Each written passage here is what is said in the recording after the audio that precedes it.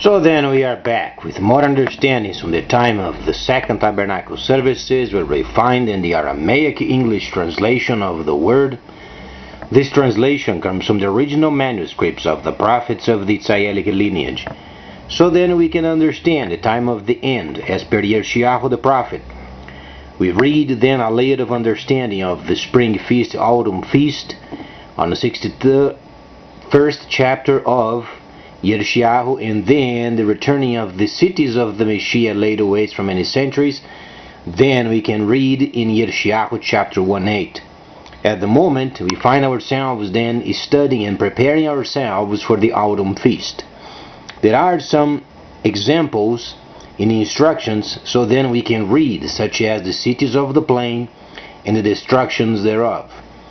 Let's try understanding then firstly what it means then Zechariah, the 5th chapter, where we find then the couple of galals. These are Hebrew words and they are very specific. Many people, they think Hebrew words, they have many meanings, but they don't. They have specific reasons for each of those words.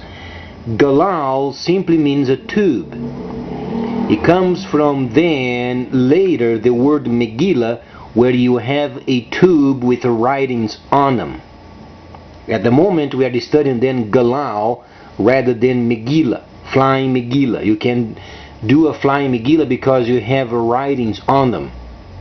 So then, the 5th chapter of Zechariah explains then galals. Those are then tubes, as if you would make then the project, or if you get then what it takes to make a tube and later a Megillah for writing. So then, what does it mean? Explains then the burden of Arabia. Let's try to understand what it means, the burden of Arabia, found in Yeshayahu, then chapter the 21st chapter. You find there then the understanding of then the burden of Arabia. You have then to understand the 62nd chapter of Yeshayahu also, because talks of the restoration period, where then started in 2010 until prior of 2032 maximum, including then the time of the autumn feast to 490 days, plus the reduction spoken of by the Messiah in the 24th chapter of Yeshayahu. These are somewhat simple, as long as we take bits and pieces where then is layered with other prophets, then the understanding becomes doable. As far as Yeshayahu himself, it takes a very great deal of study, because Yeshayahu is extremely compacted. At the moment, let's evaluate then galals. One of them has 20 cubits, the other is 10. What are these? What is the purpose? Back then, when Zechariah was receiving these instructions, obviously, as it was popular, these prophets were then receiving understandings during the time of their rest. Not every time, but most of the time. Let's understand Daniel. He used to work the entire day, spend his time on behalf of the king, doing trade for the king. He was a statesperson. Then he would take a break and go to the river. There he would take a nap and receive understandings. Later on the 10th chapter, then Daniel came a point where then he was working under the king of the later king. Then he felt that he was not receiving any more understandings of the time of the end. He set himself then to pray. He was praying and fasting because he was receiving understandings then from beyond the strength previously. He had to fast and to pray to receive those understandings, and none else then could reveal other than the Creator himself regarding China. China was then the leader of Daniel, then the 10th chapter. We must understand every section of the Holy Instruction was already tested. Let's try to put these into perspective. Let's say we are then in the year 1008. 1008 or 6008. Let's say the world would end it in 6009 or 1009. Then you must understand the instructions as if was ending the world then in 6009 or 1009. The entire instructions were put to the test, 100% tested. Then came the desolation of the holy cities. The holy cities were no more.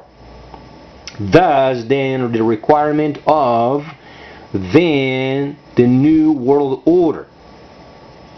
Thus you understand the couple of beasts of Revelation. 800 years was granted then to the Great Britain, and then 200 years then granted to America. During this time there were other nations also vying for power, but only a couple of them were able to hold on. Thus the 1,000 years of deceit ended in 2009 or 7009. Then we are studying the restoration period 2010 until prior of the starting of the autumn feast.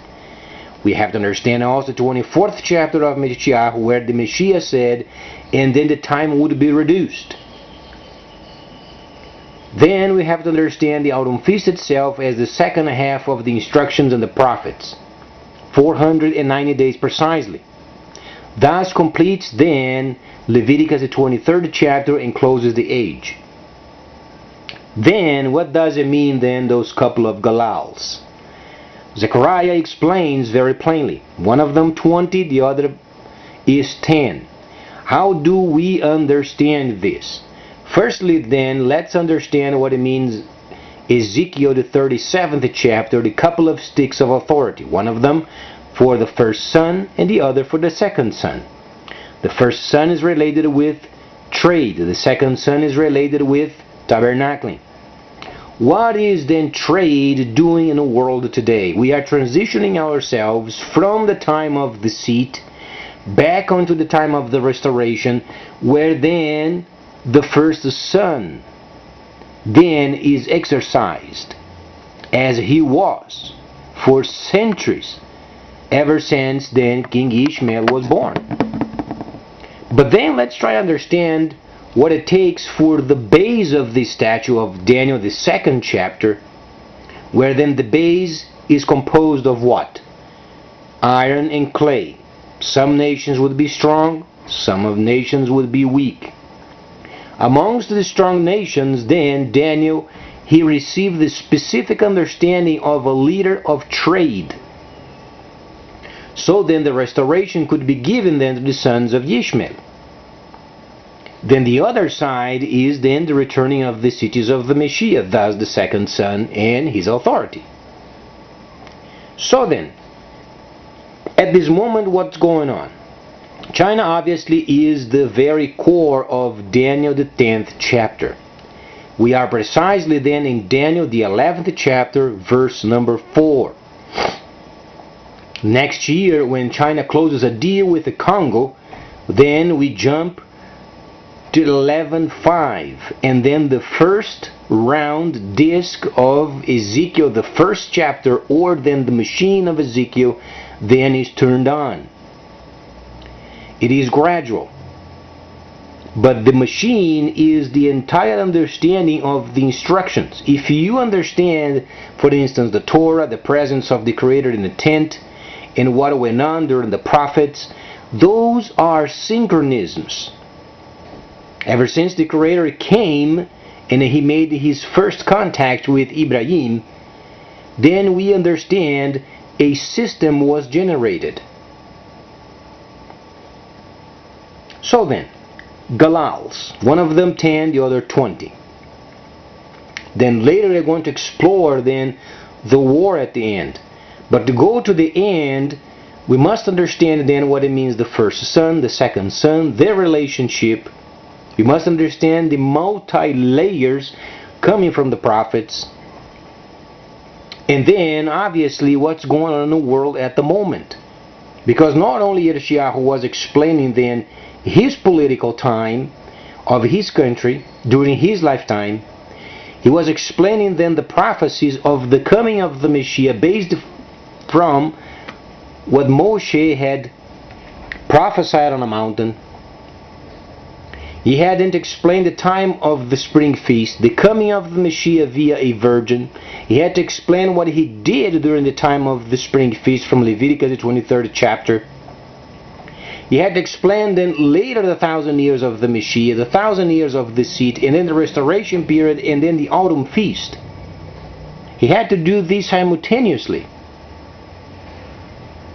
Thus then we take piece by piece and we layer with the other prophets based from the times and the seasons. Thus what Shaliach Shaul has said then regarding times and the seasons he had not to be ignorant of. And he wasn't, and he did not want his people to be ignorant either.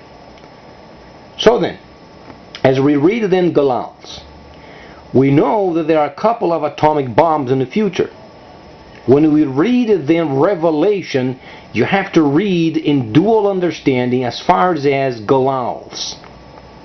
Revelation is then a reflection, in quote, of what went on. The prophets explained, then the Messiah simply expounded later.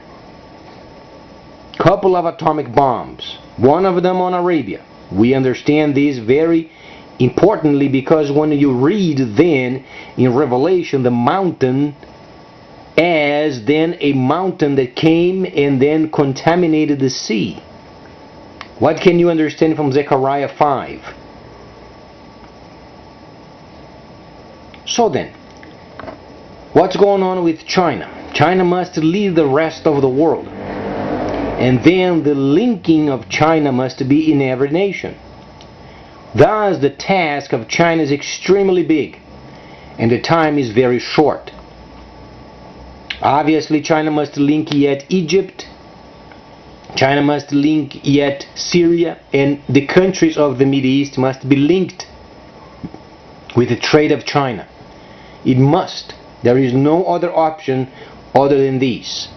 Another point is then Australia has a very important position in the South Pacific. Many of the islands around them